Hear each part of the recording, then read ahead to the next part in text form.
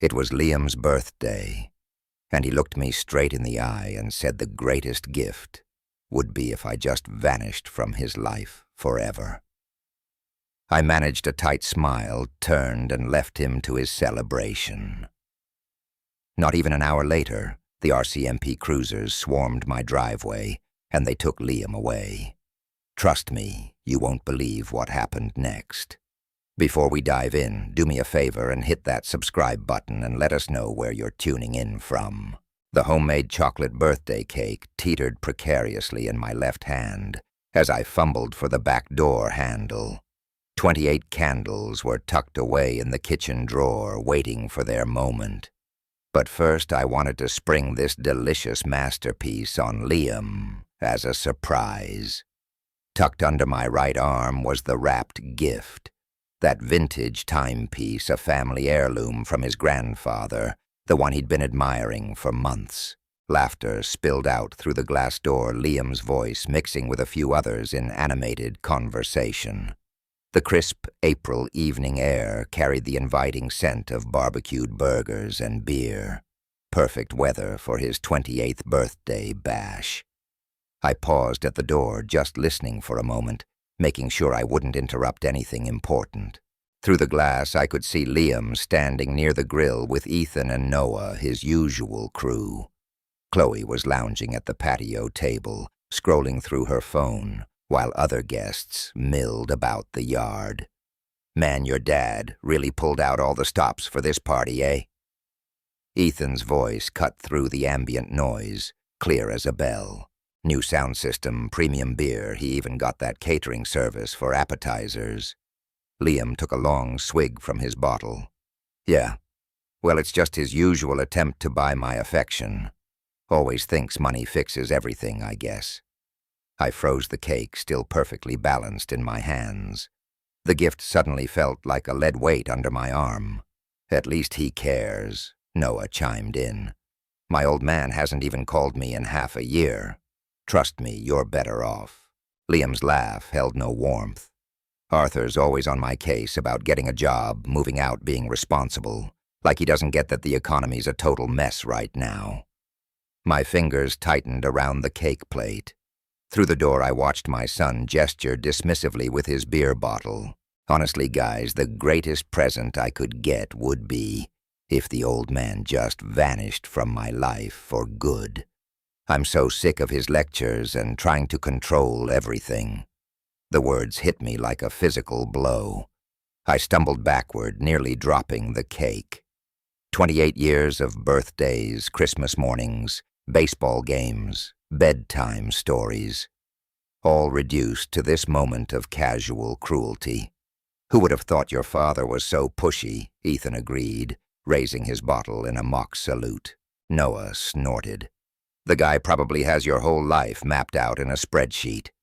That's what engineers do, right? Exactly. Everything has to be his way or the highway. Liam turned toward the house, and I quickly stepped aside, pressing myself against the wall. Sometimes I just wish he'd, I don't know, find somewhere else to be, permanently. The gift slipped from under my arm, landing softly on the doormat. I caught it just as my legs threatened to give out. The watch inside, my father's watch passed down through 3 generations, suddenly seemed utterly worthless. You could always move out, Chloe called from the table, not even looking up from her phone. With what money? He micromanages every little thing, acts like I'm still 12. Liam drained his beer and tossed the empty bottle into a nearby trash can. But hey, at least the free rent's decent, eh? More laughter erupted from the group. I stood, frozen, a 62-year-old man holding a birthday cake for someone who wished I'd disappear forever. The candles in the kitchen seemed pointless now. What was I celebrating? My hands began to shake. The cake wobbled dangerously as memories flooded back Liam's graduation party, where he'd introduced me as the guy who pays for everything. The family dinner, where he'd rolled his eyes at every story I told. The Christmas morning when he'd barely looked up from his phone while opening gifts. 28 years. Was I really this oblivious, eh? Leaning against the patio door frame, the evening chill cutting through me, I tried to make sense of his words. Inside the kitchen, decorated with streamers I'd put up myself this morning, felt like a cruel joke. The dining room table held the carefully wrapped gifts, each one chosen with thought, over weeks. All the effort, all the planning boiled down to nothing more than pushy interference in his eyes. The backyard bash roared on, completely unaware of the silent figure pressed against the wall. Liam was now closer to the grill, flipping burgers like a pro, while Ethan regaled the group with a story that had them roaring with laughter. It was sickeningly casual, their mockery of the very person who'd provided the roof over their heads, the food in their bellies, and the ground they stood on. I slowly retreated from the doorway, the birthday cake still threatening to slip from my shaking grasp, the vintage timepiece now a leaden weight in my other hand. Through the sliding glass, I watched my son Liam, living his best life, laughing it up at a party, funded by the very person he longed to erase. A cold, hard knot formed in my chest, something far beyond mere hurt, something almost clinical. My mind reeled through the ledger, 5 years of mortgage payments on this house, the hydro bills, the insurance, property taxes, all from my pocket. The fridge stocked with food, the car in the driveway that Liam used as his own personal taxi, often without asking. Everything he took for granted, every single thing he consumed while wishing I'd simply vanished. I pivoted towards the kitchen, a new clarity settling over me. If Liam wanted me gone so badly, maybe it was time to grant his wish, but on my terms, not his. The cake, the candles, the whole charade could wait. I had phone calls to make. 10 minutes, maybe 15, slipped by as I stood in the kitchen making those calls. The abandoned birthday cake sat on the counter, its frosting starting to melt, not from the kitchen's warmth, but from the trembling of my hands. I'd spent those minutes pacing between the fridge and the window, my eyes glued to the backyard, watching my son's carefree celebration, letting his cruel words sink in. Now, I walked back through the sliding door. No cake, no gift, no hollow pretense of a birthday anymore. Just a father moving with a cold resolve, ready to face his ungrateful son. Liam was still right where I'd left him, beer bottle in hand, deeply engrossed in conversation with Ethan and Noah. The barbecue smoke swirled lazily between us as I approached their circle. A few guests looked my way, probably bracing themselves for Arthur's usual dad-mode intervention. Turn down the tunes. Don't forget to clean up after yourselves. But this wasn't that. Liam, I said, my voice cutting through the backyard din. My voice, though calm, sliced through their laughter like a knife. Can we talk privately? Liam turned, that familiar infuriating smirk plastered on his face. The one he wore when I caught him using my credit card for gaming purchases, or when the neighbors complained about his parties while I was pulling late shifts at the plant. It was the look of someone utterly untouched by consequence. Before I could even speak, he cut me off. Dad, whatever you overheard, it's true. He shrugged, not even bothering to lower his voice. You're always interfering with my life, and everyone here knows it, eh? His bluntness hit me like a physical blow. No shame. No fumbling for excuses, just raw, brutal honesty, delivered with the casual confidence of a kid who'd never once been held accountable. My voice was a low growl. How can you say that after everything I've done for you? Liam took another swig of his beer, his friends Ethan and Noah nodding in agreement.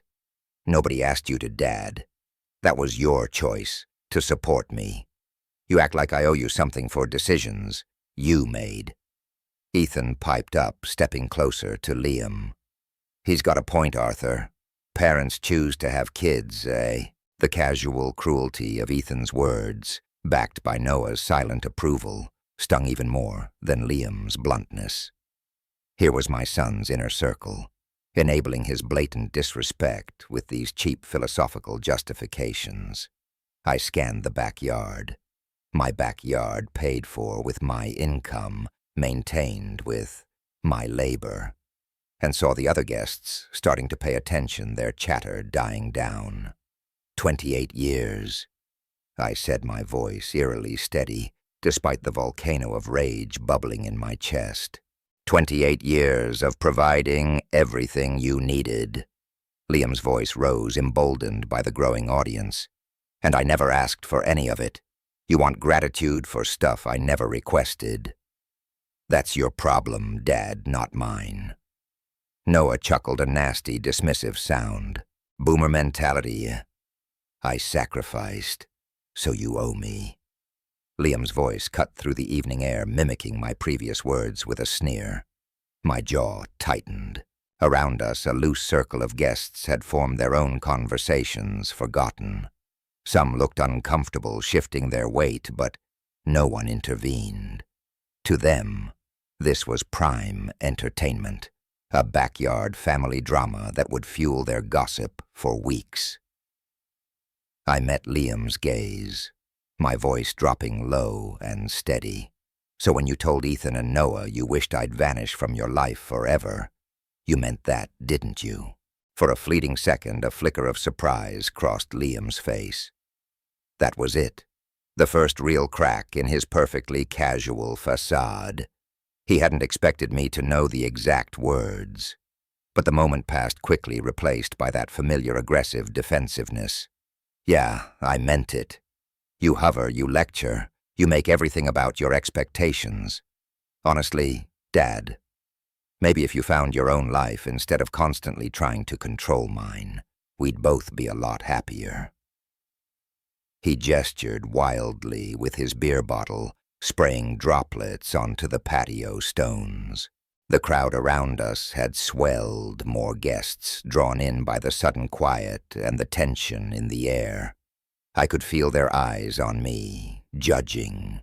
I knew exactly what they saw, the controlling father, the overbearing parent who just couldn't let his adult son live freely. Your own house, I said, each word measured and deliberate. Your own food, your own car. All provided by someone you wish would just disappear, eh? Liam's smile held no warmth. That's right, Dad. And when you do finally move on, I'll miss the free rent for, maybe 5 minutes. Then I'll figure something else out, no sweat. From the patio table, Chloe giggled, finally looking up from her phone. Liam, you're terrible. But she said it like a compliment, as if his blatant callousness was charming, not utterly devastating. Her amusement mixed with the approving chuckles from Ethan and Noah, creating a sickening soundtrack of mockery around my humiliation. I stood there surrounded by people who were in essence celebrating my son's cruelty. 28 years of midnight feedings, helping with endless school projects, teaching him to drive, paying for his college tuition. All of it reduced to nothing but unwanted interference, served up for an audience that seemed to find the disintegration of our family amusing. The party roared on around us.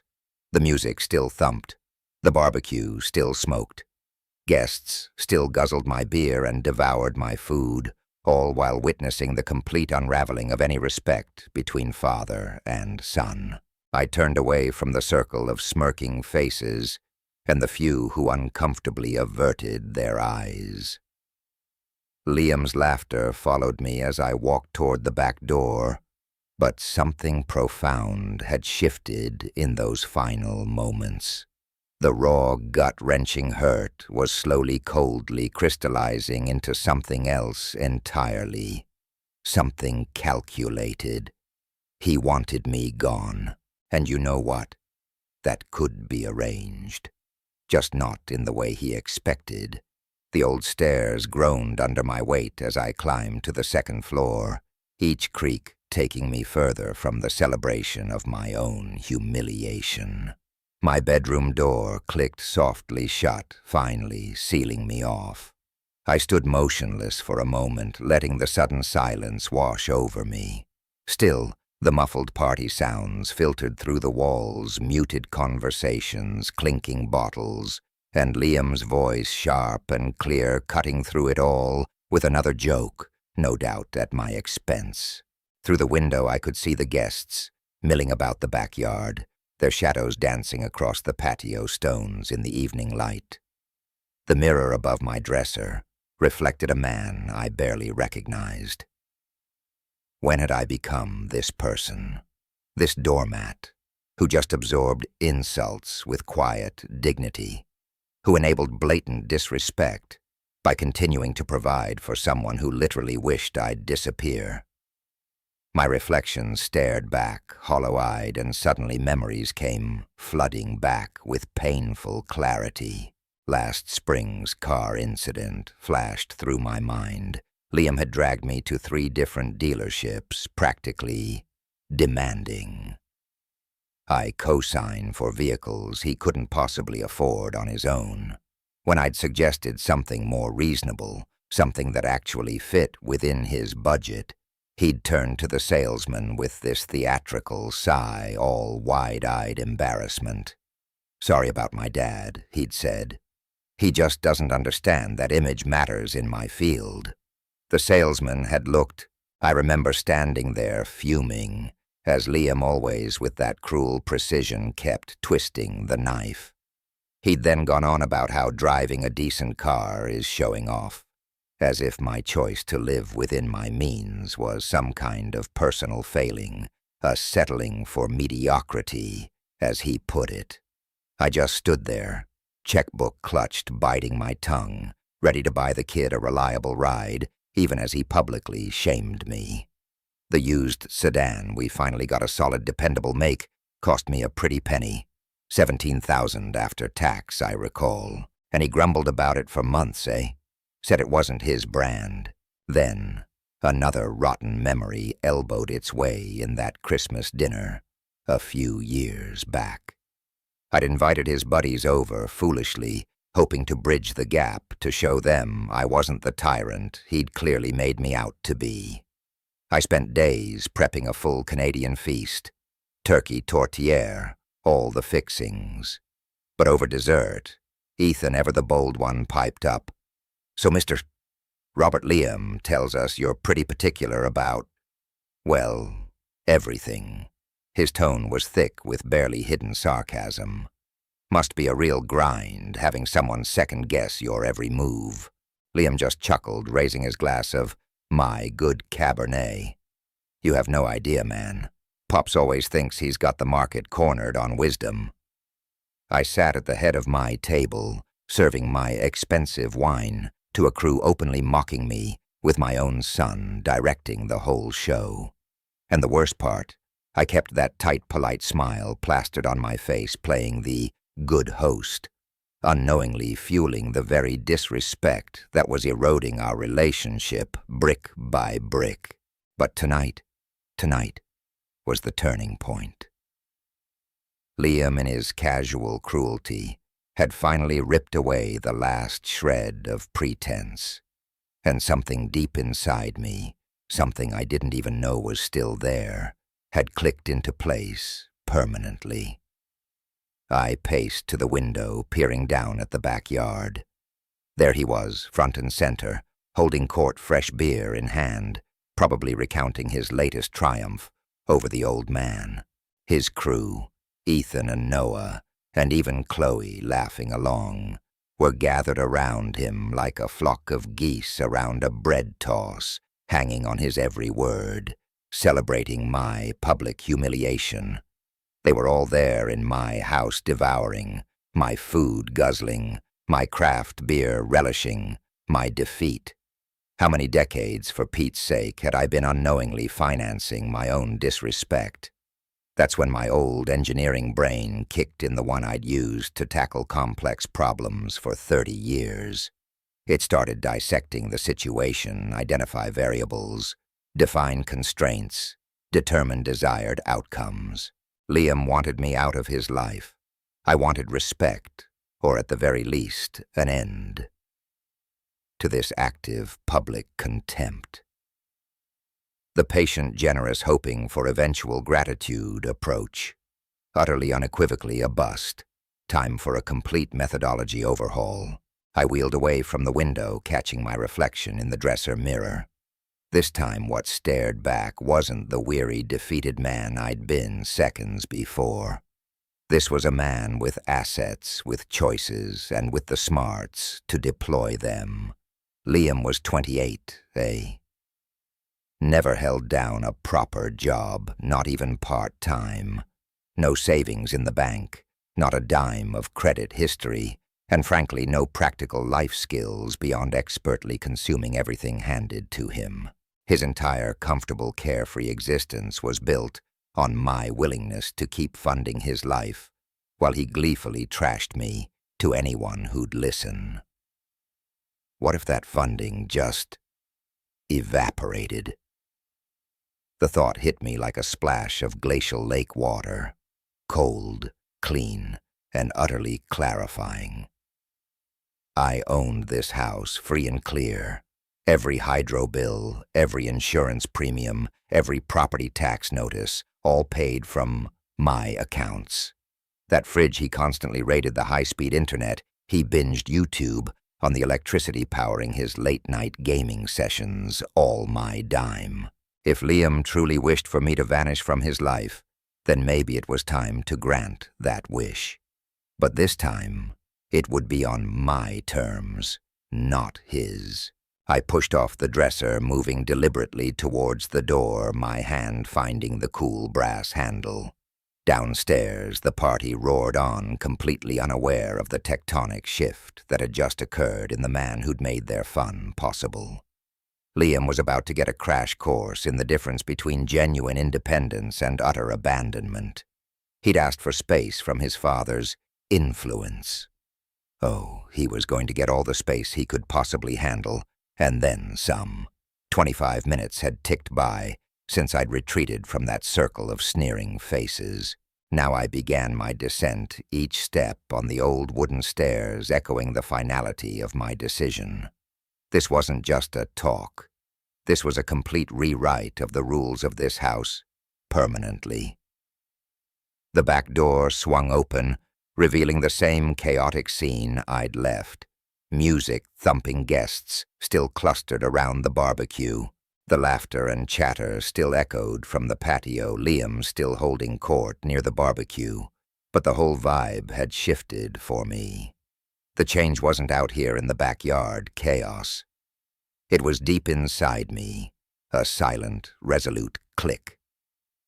I bypassed the lingering groups and cut a straight path across the lawn towards the speaker setup, where a wireless mic gleamed under the patio lights. Folks were still chattering, oblivious, Not a soul guessed that the guy bankrolling their good time had just decided to flip the script on their whole evening. The wireless mic, bless its heart, was right there by the speakers like I'd conjured it. My fingers closed around it, a familiar weight, steady and purposeful, just like when I used to present blueprints for that new hydro plant to the board. Every line, every detail laid out with surgical precision. The bass still thumped for a second, then my thumb found the volume dial. And just like that, the party lights dimmed, the laughter choked, and a quiet descended over the backyard, thick as a winter fog. "The party's over." My voice boomed through the speakers, reaching every single corner of my property, a voice I barely recognized as my own, stark and unwavering. "I'm asking everyone to pack up and leave my property. Now." The air itself seemed to crackle as the words landed. Conversations froze mid-sentence like a sudden snap freeze in January.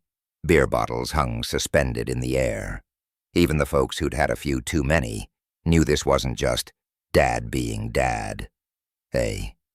Something big, something final, had just dropped. Liam's face, I watched it, surprise flashing, then a flush of embarrassment, before it settled back into that familiar, infuriating smirk, the one that had been the cornerstone of our relationship for nearly 3 decades.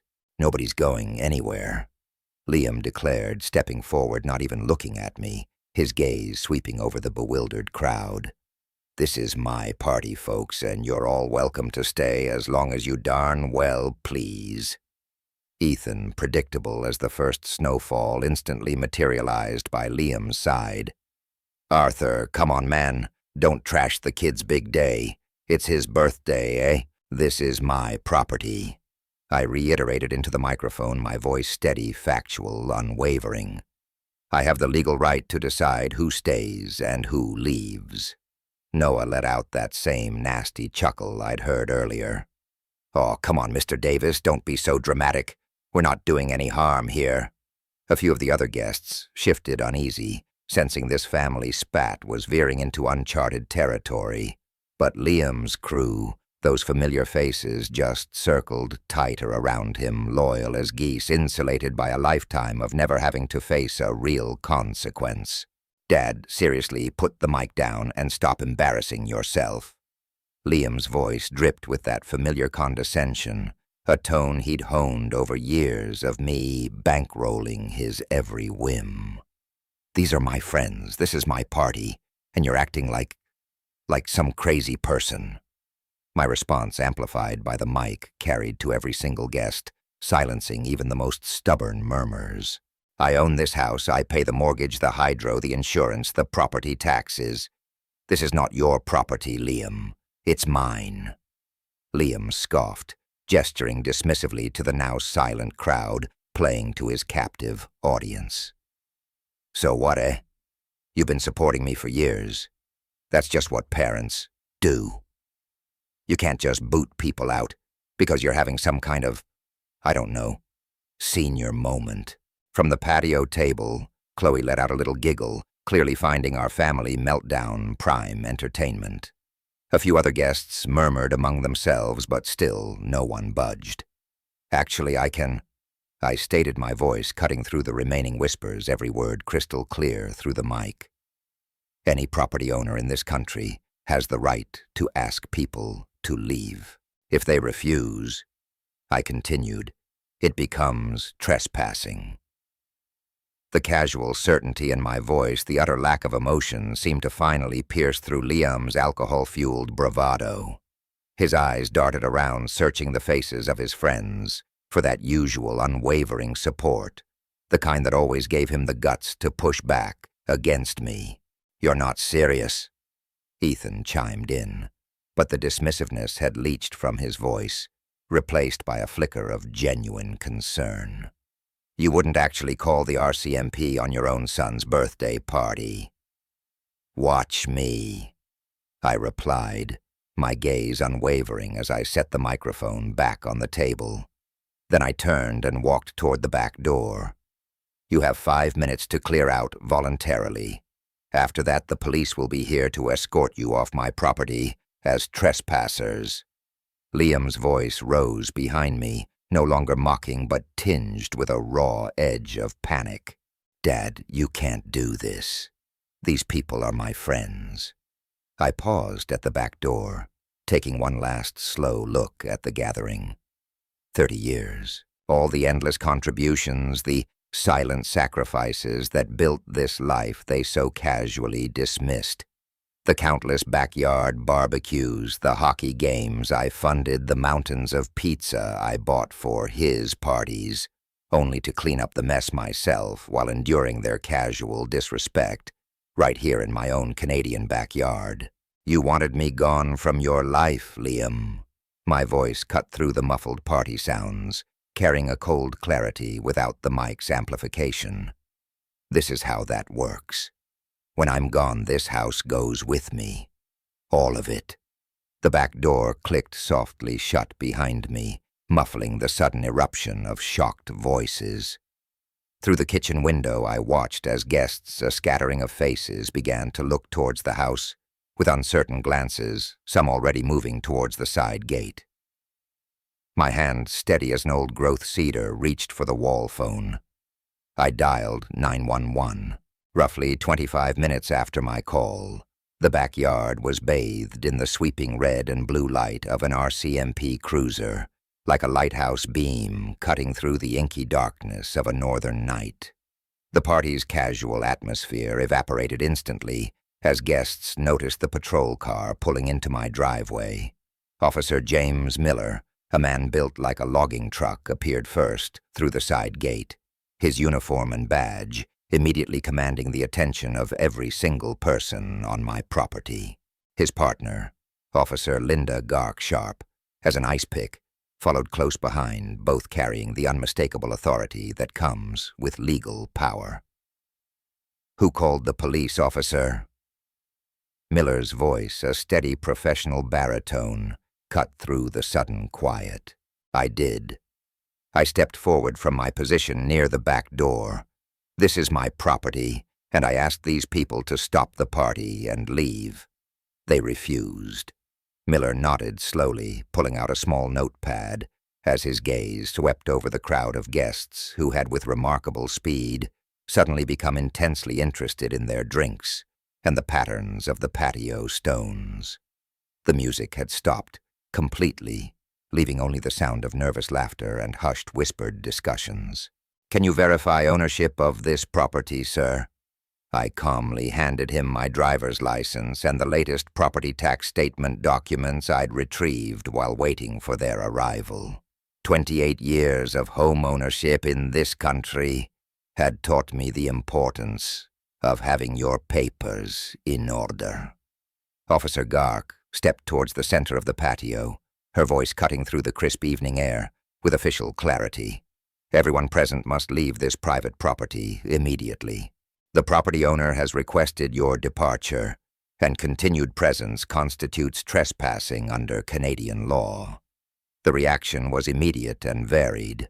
Several guests near the garden area quickly began gathering their belongings, clearly uncomfortable with police involvement in what they'd assumed was a simple family squabble. Others, however, looked directly towards Liam, seeking guidance from someone who held no legal authority to give it. "This isn't fair." Chloe's voice rose above the general murmur of confusion. "We had permission. Liam invited us." "Ma'am," Officer Gark replied, her voice laced with the patience of someone who'd handled similar situations countless times. "Adult children living in their parents' homes do not have the legal right to authorize guests against the property owner's wishes." Liam stepped forward, his earlier confidence visibly shaken but not entirely broken. "Officers, this is ridiculous. It's my birthday party and my father is just being vindictive." Miller turned his attention to my son with professional detachment. "Sir, family disputes don't change property law. If your father owns this property and wants guests to leave, they need to comply." I watched from my position near the house as the crowd finally began to thin out. About half the guests had already started moving briskly towards the side gate, clearly wanting no part of a police intervention. These were the sensible folks who understood that challenging law enforcement over a backyard party wasn't worth the potential consequences. But Liam's core group remained defiantly rooted. Ethan and Noah flanked him like bodyguards, their loyalty apparently stronger than their common sense.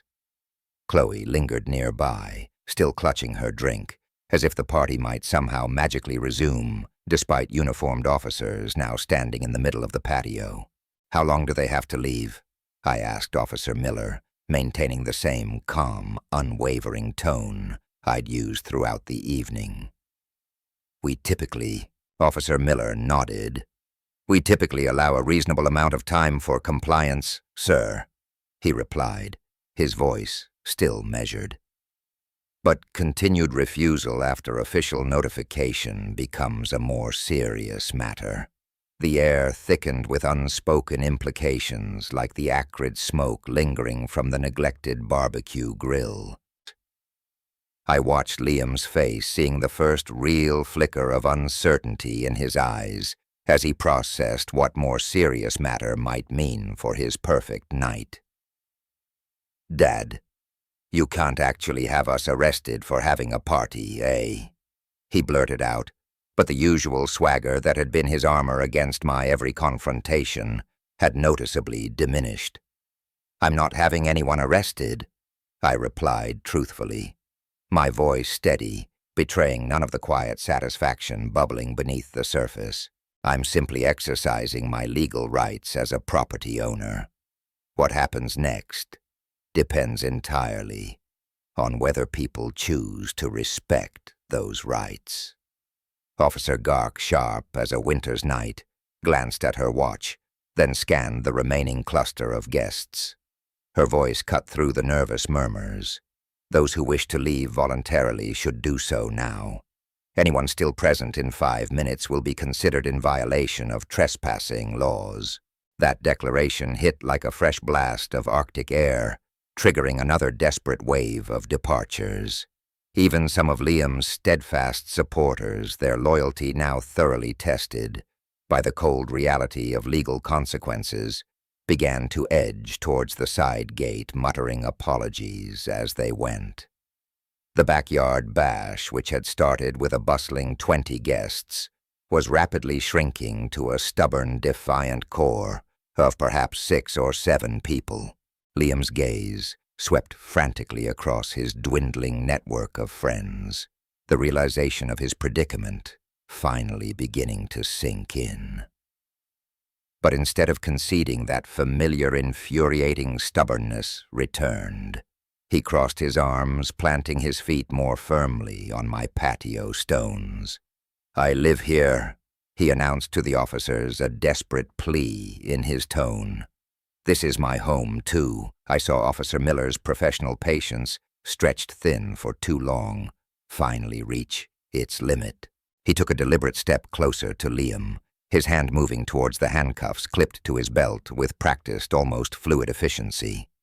"Young man," he stated, his voice a low, firm rumble, "you are breaking the law. This is your final opportunity to leave voluntarily."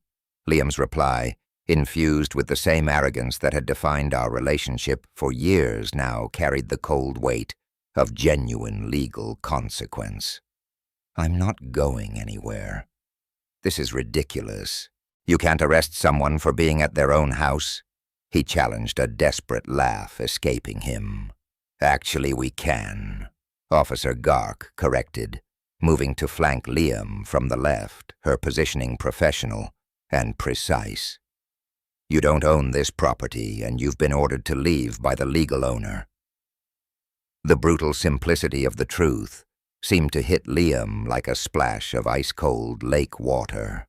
His eyes darted wildly between Officer Miller and Officer Gark, then towards me, standing near the back door, then back to his few remaining friends who watched in stunned, uncomfortable silence.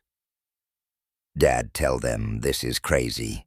I live here," he pleaded, his voice tinged with a raw panic I'd rarely heard. "You live here by my permission," I replied calmly, my words clear and unwavering. "Permission. I'm withdrawing."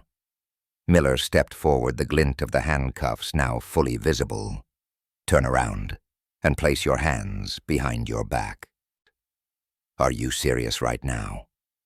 Liam's voice cracked slightly, the first sign that his bravado was finally shattering, giving way to genuine visceral fear. "You're actually going to arrest me? Turn around now." The moment stretched taut as a fishing line before the big catch. I watched my son's face cycle through disbelief, then anger, and finally a desperate, stark panic as he realized that 28 years of carefully curated consequence avoidance had just come to an abrupt final end. Liam slowly turned around, his movements stiff with a potent mix of resentment and shock. The crisp, metallic click of handcuffs closing around his wrists echoed across the now empty patio with the solemn finality of a closing door. Liam Davis, you're under arrest for a criminal trespassing and failure to comply with a lawful order. Officer Miller stated his tone as neutral as a fresh snowfall, the words delivered with the practiced ease of someone who'd done this hundreds of times. Chloe gasped from her spot near the abandoned barbecue grill. This can't be happening. Arthur, you can't let them arrest your own son. I met her gaze, maintaining the same quiet calm I'd held on to all evening. I'm not letting them do anything, Chloe. I called them specifically because Liam refused to respect my property rights. As the officers began to escort Liam towards the side gate, he twisted around his head, snapping towards me. His expression transformed into something I'd never seen before. A raw blend of disbelief, betrayal, and a deep-seated fury that was completely alien on his face. Dad. Liam spat, his voice thick with venom. You just made the biggest mistake of your life. You think you've won something. I'll never forgive you for this, eh? Just a few hours ago, those words would have cut me to the bone, left me reeling. But now, standing there under the red and blue glow, all I felt was a cold, hard certainty. This was a son who, even as he was being escorted off my property by the Mounties for trespassing, could hurl such vitriol. Any shred of familial obligation I might have felt for him had just evaporated. We'll see about that, Liam, I replied, my voice as steady as the northern star. Officer Miller, ever the professional, opened the cruiser's back door, a hand gently guiding Liam's head as he ducked into the seat. Through the tinted window, I could still make out his face, a mask of pure, unadulterated fury. His mouth moved, no doubt spitting more threats, and honestly, I was grateful the glass muffled his words. Ethan, meanwhile, stepped forward, his earlier swagger completely deflated, like a punctured inner tube. Officer Ethan stammered, his voice thin. How long will he be held? When can we, bail him out? Officer Gark, sharp as a fresh skate blade, met his gaze. That depends on the charges and the judge's decision, sir. Criminal trespassing can carry a sentence of up to 2 weeks in county jail plus fines. 2 weeks. The number settled over me like a comfortable blanket, filling me with a quiet satisfaction. 2 weeks was exactly what I needed, a clear window to put all those plans I'd meticulously laid out upstairs into motion. The cruiser's engine rumbled to life, the red and blue lights once again painting the driveway in a grim, pulsing glow as it slowly backed out. From my spot on the porch, I watched Liam being driven away officially in police custody, finally facing actual consequences for his decades of self-serving choices. Chloe was still standing near the abandoned streamers and balloons, quietly weeping. Ethan and Noah, meanwhile, moved with a kind of stunned, aimless efficiency, picking up empty beer bottles, clearly unsure of what else to do. The party, in every conceivable way, was truly over. My backyard, my quiet sanctuary, finally belonged to me again. Within minutes, even Liam's most loyal hangers-on had gathered their scattered belongings and slunk out through the side gate. The high-end music equipment sat silent, the barbecue grill gradually cooling in the crisp evening air, leaving behind a battlefield of paper plates and plastic cups scattered across my patio. A mess I knew I'd be tackling come morning. But tonight, I just stood there alone, in my space finally reclaimed. The silence was almost deafening, a profound calm after years of what felt like a constant disrespectful din. The real work, the truly important work, was just beginning. The first morning without Liam's demanding presence felt like stepping into an entirely different house. I sat at the kitchen table, sipping my coffee, enveloped by an absolute, almost sacred silence.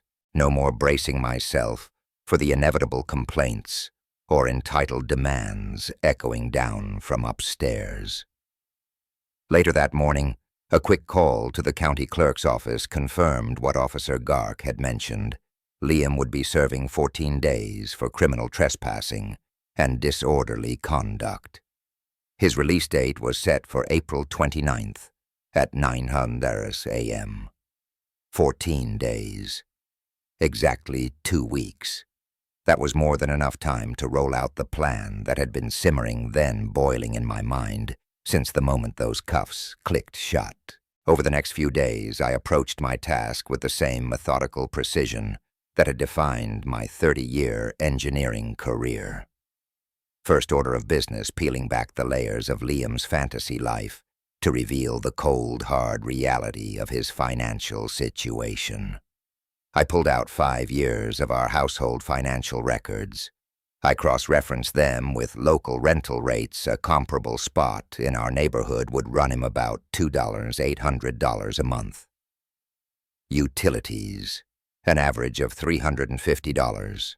Then there were food costs, roughly $400 a month, all on my dime. Add in a fair share of insurance, maintenance, property taxes, and incidental expenses, and Liam's true cost of living, the one I'd been quietly shouldering, came to a staggering $4,200 a month. $50,000 a year, give or take a few loonies and toonies. That was the bare minimum I'd been pouring into his perpetual unemployment. And that didn't even account for his endless parties, the gas money for my car he treated as his own, or the emergencies that always seemed to demand immediate financial intervention from my wallet. While I crunched the numbers on Liam, I also delved into the current real estate market, my old engineering brain analyzing the data. Similar homes in our quiet, tree-lined neighborhood were fetching anywhere from $820,000 to $880,000 depending on upkeep and exact location. My place, meticulously maintained with its recent updates and solid bones, would easily command the higher end of that spectrum, likely even pushing beyond it. But amidst all this cold, hard arithmetic, one particular memory kept surfacing during those quiet planning sessions, stubborn as a winter cough, the one from last November. Last fall, the job fair debacle still stung. I'd shuttled Liam to 3 different employment opportunities, waited patiently in the car, while he submitted applications, and even walked him through interview strategies the night before, thinking I was giving him the tools to succeed. Every time he came back, it was the same song and dance. Elaborate excuses about why the position simply wasn't him. The manager was a micromanager. The pay was insulting for someone with his potential, and the commute. That would eat up half my salary and gas costs, Dad? I'd nod, grimace, and buy into his logic. But then less than a week later, a friend let slip that Liam had deliberately tanked each interview, showing up late, dressed like he was heading to a backyard barbecue, and tossing out flippant answers designed to ensure rejection. When I finally confronted him, his response hit me with the blunt force of a hockey puck to the chest. Why would I bother with some minimum wage gig when you provide everything I need right here?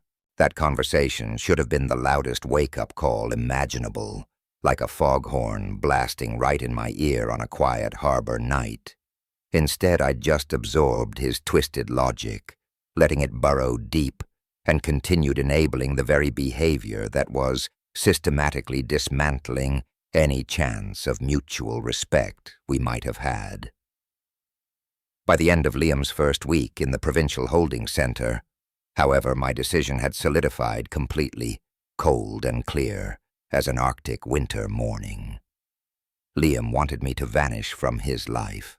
He'd made that abundantly clear, publicly, repeatedly, and with a casual cruelty sharp enough to cut through ice. Fine. I would disappear. but not as the defeated, easily manipulated father he expected. Oh no. This house, his comfortable kingdom, would be sold right out from under him, while he sat in jail, blissfully ignorant that his perpetual free ride was grinding to a permanent halt. The proceeds. They would fund a peaceful retirement somewhere far from Ontario, somewhere Liam would never think to look for the father he'd so eagerly wished would vanish. I spent Liam's second week of incarceration meticulously researching retirement communities across the country, places where a good chunk of $850,000 could buy a modest, comfortable home and provide years of peaceful independence. I looked at quiet towns in the Maritimes, serene spots in the BC interior, and even some tucked-away communities in the prairies, anywhere with reasonable costs of living and absolutely no connection to my current life. Liam's venomous threats during his arrest had, in a twisted way, granted me perfect clarity. He didn't see me as a father. He saw an obstacle, a hurdle to be cleverly navigated or forcefully removed. His promise that I would regret enforcing boundaries was merely a rehash of the same manipulative rhetoric I'd tolerated for years. But this time, there would be no caving, no gentle compromises, no gradual erosion of my resolve. This was a one-way street, folks, and I was driving. My old engineering brain, the one that had methodically solved complex problems for 3 decades, offered an elegantly simple solution. Identify and remove the variable causing system dysfunction. In this case, that variable was my continued financial support for someone who openly despised the very person providing it. As Liam's release date loomed closer, I finalized my research, my resolve as firm as a bedrock. The real estate agent's business card, crisp and new, sat waiting patiently beside my morning coffee cup, ready for the phone call that would set everything into motion. 28 years of patient guidance, unwavering financial support, and a love that, despite everything, had been unconditional, had yielded nothing but entitlement, disrespect, and threats of retaliation the moment I finally drew a boundary. It was time to show Liam what disappearing actually looked like. With a deep, steadying breath, I reached for the phone and dialed Michaela Sterling, the real estate agent whose online reviews promised quick, efficient sales. Michaela Sterling's office, a sleek corner suite in downtown Mississauga, offered panoramic views of the city that had been my home for 3 decades. Professional certificates lined the walls, interspersed with glossy photos of recently sold properties, all creating an undeniable atmosphere of competence and success. "Mr. Davis, thank you for coming in," she greeted, a warm, professional smile on her face, gesturing towards the leather armchair across from her polished desk. "You mentioned needing to sell quickly. What's driving the timeline?" I settled into the chair, my property documents meticulously organized in a manila folder, a habit from years of engineering projects. Family circumstances, I stated, keeping my voice even. Personal reasons that require immediate action. Her expression remained professionally neutral, a testament to her years of experience handling delicate situations, professional client interactions. She understood. She spent about 40 minutes diving deep into market analysis, neighborhood comparisons, and precise discussions about pricing strategy for my place. Her expertise was evident in her systematic approach to determining optimal market positioning. Based on the current market conditions and the property details you've provided, I'd recommend listing at $850,000, Michaela declared. At that price point, with proper staging and marketing, we should attract serious buyers within a week. Bingo. That price, that timeline. It fit perfectly, lining up exactly with the private deadline I'd set for myself. Excellent. I'll agree to that price. I leaned forward slightly, keeping the business-focused demeanor that had characterized our entire interaction. I'm prepared to offer you a significant bonus if the sale closes within 7 days. Her eyes brightened with the kind of professional enthusiasm that substantial financial incentives typically generate. How significant are we talking? She asked, a keen edge to her voice. $5,000 above your standard commission, if we have a signed contract by next Tuesday. Mr. Davis, she said, her smile widening. You have my complete attention and commitment. Let's visit the property this afternoon so I can conduct a proper evaluation. The drive to my house took about 20 minutes through familiar streets and avenues that would soon become mere memories rather than my daily scenery. Michaela followed in her own vehicle, her professional camera equipment clearly visible through her rear window. Walking through my home with someone evaluating its market value created an unexpectedly emotional experience. Every room held echoes of Liam's childhood. Birthday parties where he'd eagerly torn open gifts, homework sessions at the kitchen table, the gradual insidious transformation from a seemingly grateful child to an undeniably entitled adult. The maintenance level is exceptional, Michaela observed, snapping photos of the updated kitchen and recently refinished hardwood floors. This property will show beautifully.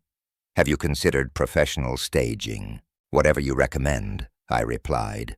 The cost, not even a blip on my radar. Cost isn't the primary concern for me. She moved through each room with practiced efficiency, noting architectural details, natural lighting, and the kinds of features that truly attract buyers in our notoriously competitive market. Her assessment confirmed what my own research had suggested. The house was perfectly positioned for a rapid sale. Honestly, Mr. Davis properties in this condition don't stay on the market long. With the right marketing approach and competitive pricing, I'm confident we can have multiple offers by the weekend. Multiple offers meant potential bidding wars, which could drive the final price even higher than our listing target. Liam's 2-week staycation in the Provincial Holding Center was proving to be a true blessing, providing advantages I hadn't anticipated when this whole plan first crystallized. Back in her office, the contract negotiation proceeded with remarkable efficiency. Standard seller disclosure forms, marketing strategy agreements, and timeline specifications filled the afternoon with productive legal documentation. I'll have professional photographs taken tomorrow morning, Michaela explained, meticulously organizing the signed paperwork. Listing goes live Thursday, open house, scheduled for Saturday and Sunday.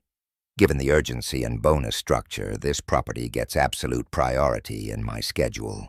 The bonus arrangement was structured as performance-based compensation, entirely legal and professionally appropriate. That $5,000 represented substantial motivation for an agent whose annual income depended heavily on successful closings. Mr. Davis, I have to ask. She began a slight pause in her professional cadence. Are you planning to relocate? This seems like more than just downsizing, a complete life change, I replied truthfully, though the full context behind my decision would have likely shattered her professional composure. Sometimes circumstances require dramatic decisions, I stated calmly. She nodded with the kind of understanding that suggested extensive experience with clients undergoing major life transitions. Well, I'll make sure this transition proceeds as smoothly as a Zamboni on fresh ice for you. The signed contracts, thick and final, felt like the weight of a new beginning in my hands as I rose to leave Michaela's slick office. Only 7 days stretched before Liam's scheduled release, and the intricate gears of his long-overdue lesson in consequences were now officially engaged, legally documented, and expertly managed. One more thing, I said, pausing at the threshold of her office, the hum of downtown Mississauga, just a faint background note. I might need to coordinate the timing of everything with almost surgical precision. Can you keep me in the loop on any interested buyers immediately? Absolutely, she replied, her smile unwavering. You'll get real-time updates on every showing, every inquiry, every offer. This place is going to move fast. I walked to my pickup in the bustling parking lot, a quiet, deep satisfaction settling over me. The kind you feel when years of careful planning finally solidify into concrete, undeniable action. That house, the one that had provided a comfortable, consequence-free shelter for Liam's entitlement for 28 years, would soon belong to strangers. Strangers who, unlike him, would actually appreciate having a place to call home. Now, the next piece of the puzzle, I needed to know exactly when Liam would walk out of that place, so I could time the final decisive phase of my plan perfectly. The 30-minute drive to the Provincial Correctional Facility, navigating the steady morning traffic, gave me a chance to mentally prepare for what would likely be my final direct interaction with any aspect of Liam's current tangled circumstances. The facility itself rose from the sprawling industrial landscape like a stark concrete monument to consequences, precisely what my son was about to understand intimately. Inside, the security procedures were thorough, almost ritualistic identification, verification, a full-body metal detector screening, and visitor registration that systematically transformed everyday citizens into processed subjects within the rigid institutional system. Their efficiency, the methodical approach to human management, was almost impressive. I need some information about an inmate, I stated to the corrections officer at the visitor information desk, sliding my driver's license across the cold, polished counter. Sergeant Campbell, no relation despite my own surname, reviewed my identification with the same professional neutrality that permeated every corner of this sterile environment. His uniform and badge were symbols of an authority that utterly transcended personal feelings, family dynamics, or parental woes. Name of the inmate, I stated, Liam Davis. He's serving 2 weeks for criminal trespassing. The sergeant's fingers danced across his computer keyboard with practiced efficiency, accessing databases that held every detail of Liam's current, rather unpleasant legal situation. The institutional system had stripped my son down, reducing him to a mere number, a cell assignment, and a release schedule. Liam Davis, the sergeant murmured, booked. April 15th. His eyes scanned the monitor without a flicker of emotion. Your son will be released April 29th at 9:00 a.m. Perfect. The timing aligned exactly, almost eerily, with my strategic requirements.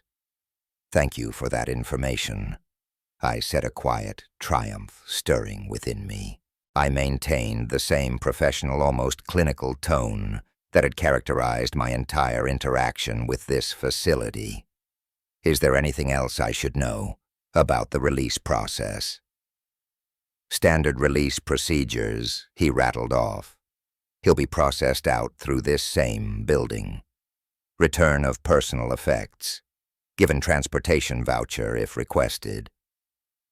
Sergeant Campbell looked up from his screen with the kind of helpful, unfeeling efficiency that marks quality public service, like a well-oiled machine. Would you like to visit with him while you're here? The question hung in the recycled air between us, heavy and still, like the exhaust from an idling snowmobile. Here it was, my opportunity to see Liam face to face, to gauge his emotional state, perhaps even to offer a final cruel courtesy of preparing him for the life-altering surprise awaiting his return home.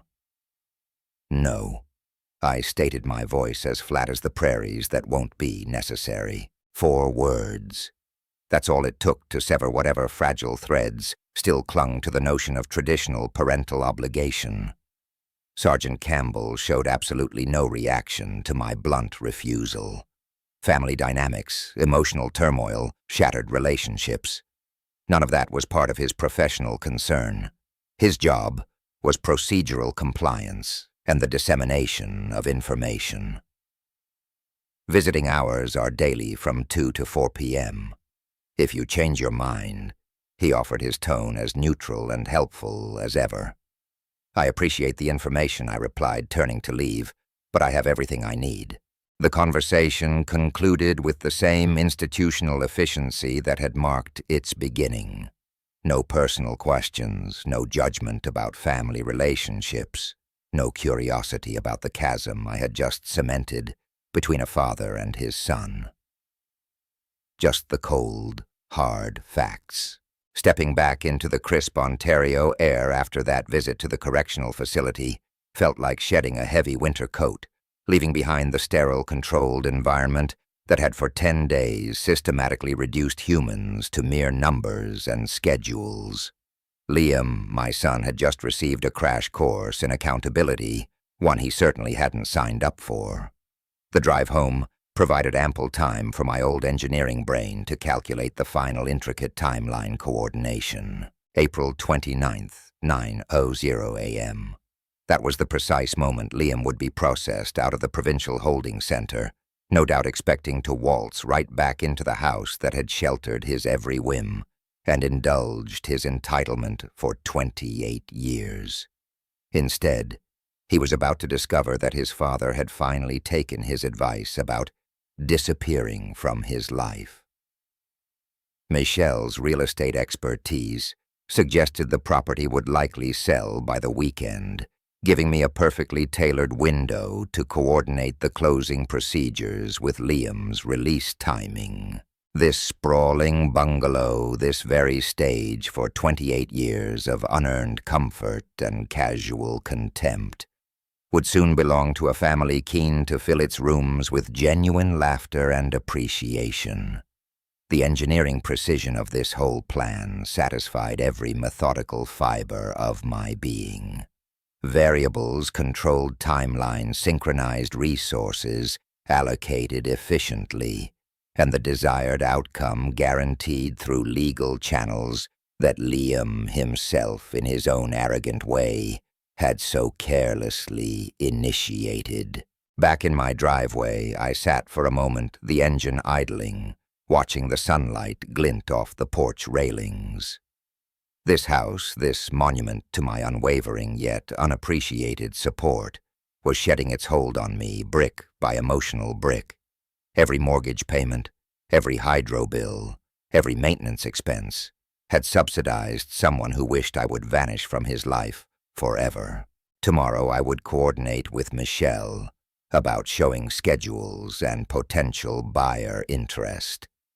The institutional visit had confirmed that Liam remained exactly where consequences had placed him, blissfully unaware that his father was about to implement the ultimate lesson in gratitude and respect. By the time he walked out of that county jail next Tuesday morning, the home he'd taken for granted would be securely in escrow to buyers who actually wanted to live there. The ringtone, a cheerful little tune, cut through the quiet hum of my truck as I reached the front door. Michelle Sterling. My heart did a quick little two-step. Arthur Davis, you called, came her voice bright and professional as I stepped inside for what would likely be the very last time as its owner. Wonderful news. The Macmillans have accepted our asking price. Full cash offer, no contingencies. Closing tomorrow morning at 9:30 sharp. Perfect timing. Liam would be stepping out of his temporary government-sponsored accommodation right around the time the ink was drying on the papers for his former castle. What a poetic, precise kind of justice. Excellent work, Michelle. That bonus is well earned. The next 24 hours were a blur of organized chaos, a masterclass in logistics, that would have made any project manager weep with joy. Moving trucks, documents, signing key transfers, the careful surgical coordination of a revenge plan that had been 2 weeks in the making. The Macmillans, a young couple with their 2 little ones, arrived the following morning, spilling out of a U-Haul, packed with the hopeful energy that comes with starting fresh in a new home. Their excitement was infectious, a stark and welcome contrast to the cynical silence that had often filled these rooms. It reminded me strangely of my own feelings when I'd first bought this house 30 years ago, back when Liam was still grateful for bedtime stories and birthday parties. "Mr. Davis, thank you so much for accepting our offer so quickly," Mrs. Macmillan said, beaming, as their kids ran through what had been Liam's childhood home, squealing with delight. "We know you were in a hurry to sell. Life circumstances change rapidly." "Sometimes," I replied, handing Mr. Macmillan the garage door opener and house keys, feeling the symbolic weight of transferring ownership to people who would actually appreciate living here. "I do have one small favor to ask." Of course, anything Mr. Macmillan offered, earnest. "My son is traveling and may stop by tomorrow, not knowing about the sale." "Could you give him this note?" I handed Mrs. Macmillan a sealed envelope with Liam's name written in my careful, precise engineering script. She accepted it with the kind of helpful courtesy you'd expect from good neighbors. Their easygoing nature, common in folks who understand life in a country where things can change on a dime, especially with big family moves. The message I'd tucked into that envelope was something I'd refined over countless late nights, each word precise, devoid of emotion, and utterly final. "Liam, you mentioned wanting me to vanish from your life forever. Well, I've decided to make that happen. The house is sold. I'm hitting the road exploring this vast country, and I won't be reachable. Consider this the independence you've always craved." My name, Arthur, was scrawled beneath it. 40-odd characters to encapsulate nearly 3 decades of quiet support, deep emotional investment, and a mountain of disrespect. No forwarding address, no timelines, no chance for another one of his manipulative chats. Once the Macmillans, with their hopeful energy, had truly settled into what was once my home, I strolled next door to Frank Collins's place. One small duffel bag was all I carried. The request I was about to make would set the stage for tomorrow's grand unveiling. Frank and I had been neighbors for 15 years, the kind of solid Canadian friendship where you trust each other with snow removal and picking up mail when one's away, but you don't pry. It was a comfortable, unspoken, mutual respect. "Hey, Frank," I began, "mind if I crash here for a couple of nights, just transitioning between places?" He didn't hesitate. "Course, Arthur. Come on in." He motioned me into his living room, a space I'd known well from countless coffees and chats about local goings-on. "The house," he asked, a hint of surprise in his voice. "What happened with it?" "Sold it, Frank," I said, trying to keep my tone light. Time for a big change of scenery. His face registered a mix of genuine concern and a touch of curiosity, but Frank was always good that way. He knew when not to push, when to let folks open up on their own terms. "What about Liam?" he ventured.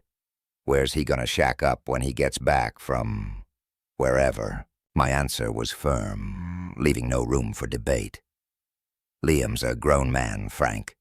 He'll figure out his own arrangements." I guess the way I said it, cold and final as a northern gale, made him pause. He just nodded, didn't press it. Frank's guest room was cozy, but more importantly, it offered a perfect, unobstructed view of the front of my old house. That evening, I sat by the window, watching the Macmillans, full of youthful energy, unpack boxes and settle into rooms where Liam had for years simply taken my generosity as his birthright. Tomorrow morning, He'd strut up that familiar driveway, expecting to slide right back into his cushy life of subsidized idleness. Instead, he'd be greeted by strangers, the new owners of everything he'd so blithely assumed would always be his for the taking. The precision of this whole operation truly was a thing of beauty. To my old engineering brain, every variable accounted for the timeline, perfectly synchronized resources, efficiently deployed, and the desired outcome locked in through the very legal channels Liam himself had quite inadvertently kicked off. Around 10 that night, Frank gave a soft knock on the guest room door, bringing in fresh towels, that no-nonsense practical hospitality that was the bedrock of our friendship. "Everything you need in here, Arthur," he rumbled. "Everything's perfect, Frank. Thanks for putting me up. Stay as long as you need to. Whatever's going on with the family, just know you've got support right here." He left me alone then, with just my thoughts, and that perfect view of the house where Liam still expected to live on my dime. Tomorrow would finally deliver the ultimate crash course in consequences, executed with the same cold precision I once applied to intricate engineering schematics. The last thing I saw before I finally doused the lights was Mrs. Macmillan pulling the curtains closed in what used to be Liam's bedroom, and then 9:30 a.m. arrived precisely as I'd orchestrated for 2 long weeks. From Frank's upstairs window, I watched him turn the corner onto our street, Liam walking with that same old confident swagger like he owned the place. He looked exactly as I'd pictured him after 2 weeks inside, a touch leaner, still in the same clothes he'd been arrested in, clutching a flimsy plastic bag with the few things they'd let him keep. His posture showed no trace of humility or reflection, just the eager anticipation of someone ready to resume his comfortable lifestyle. Liam approached the front walkway without hesitation, pulling out keys that would no longer work in locks that were no longer his to open. The sight of him reaching confidently for a door that belonged to strangers struck me as the perfect, bitter metaphor for everything wrong with our relationship. The Macmillan children were playing in the front yard, their excited squeals cutting through the quiet morning air, while Mr. Macmillan, built like a sturdy maple, unloaded boxes from their truck. The sound of unfamiliar voices, a happy family settling in, made Liam pause, his expression shifting from confidence to confusion as he processed the scene before him. "Excuse me," he called out, his voice carrying the entitled tone I'd heard countless times when he wanted something from people he considered beneath his attention. "Who are you people, and what are you doing in my house?" Mr. Macmillan straightened from the moving box he'd been lifting, his expression showing the polite confusion of someone encountering an unexpected situation, like finding a moose in their kitchen. "Sorry, friend, but this is our house now. We bought it last week." "That's impossible." Liam's voice rose with the kind of indignation he'd perfected over years of having his reality challenged by inconvenient facts. "I live here. This is my family's home." Mrs. Macmillan appeared in the doorway, clearly drawn by the commotion in her front yard. She took in Liam's agitated state with the practical assessment of a mother who dealt with countless neighborhood disputes and childhood conflicts. "Are you Liam Davis?" she asked with the careful politeness that characterized her entire approach to this awkward situation. A true Canadian approach, eh? "Yes, finally, someone with sense. Now please explain why strangers are in my house with all their belongings. The previous owner left something for you." Mrs. Macmillan disappeared briefly into the house, returning with the sealed envelope that contained 2 weeks of careful planning, condensed into 40 devastating words. Liam accepted the envelope with the suspicious reluctance of someone who'd learned to expect bad news from official-looking documents. His fingers trembled slightly as he tore open the seal, the first physical sign that some part of him understood. This moment would change everything. I leaned forward against Frank's window, watching my son's face as he read the note that would complete his education in consequences and gratitude. Liam, you said you wanted me to disappear from your life forever. I've decided to grant your wish. The house has been sold. I am traveling extensively and will be unreachable indefinitely. You now have the independence you've always demanded. Arthur. The progression across his features was exactly what I'd anticipated. Confusion, disbelief, growing comprehension, and finally devastating realization. 28 years of financial dependence, emotional manipulation, and casual disrespect had led to this moment where Liam finally understood the true cost of taking his father's love and support for granted. This can't be real. His voice had lost all trace of entitlement, replaced by something approaching raw panic. He can't just sell our house and disappear. That's not how families work. Sir, I'm sorry for your situation, Mr. McMillan said with genuine sympathy, a kind note in his voice. But we have all the legal paperwork. The sale was completed yesterday morning. Liam's legs seemed to give out slightly, forcing him to lean against the mailbox that no longer belonged to his family, a simple white sentinel of his shattered reality. The flimsy plastic bag from the jail fell from his grip, spilling his few possessions onto the sidewalk that had once led to his front door. Where am I supposed to live? How am I supposed to eat? The questions came out as desperate whispers rather than the demands I'd grown accustomed to hearing. Mrs. and Mr. McMillan exchanged glances, clearly uncomfortable with witnessing this family crisis, but uncertain how to help someone whose father had deliberately orchestrated it. Observed his complete disorientation.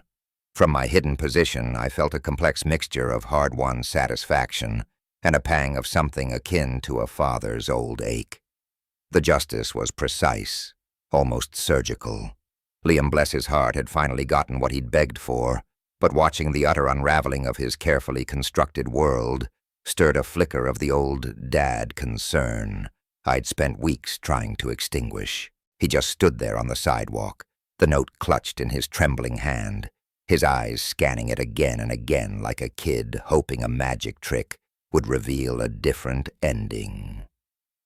Behind him, the McMillans' house hummed with the joyful chaos of a family truly making it their own, while Liam, for the first time, faced the cold reality of having no place to call his own. 28 years of freewheeling entitlement dissolved into 40 stark words in a house that was no longer his. The final lesson in consequences, delivered with the brutal precision of a well-calibrated machine, was now complete. Liam folded the note slowly, almost reverently, before turning and walking away without so much as a glance back at the McMillans. I stayed at Frank's window for what felt like an eternity, long after Liam had disappeared from view. Liam had vanished around the corner, but the image of his crumpled face, wet with tears, was seared into my mind. It wasn't the performative anger, the manipulative cries I'd grown accustomed to during his childhood tantrums. No, this was raw, honest heartbreak. The sobs of a man who, for the first time, truly understood the bitter price of his own entitlement. For 28 years, I'd held on to a sliver of hope, wondering if any genuine emotion lurked beneath that polished, entitled exterior.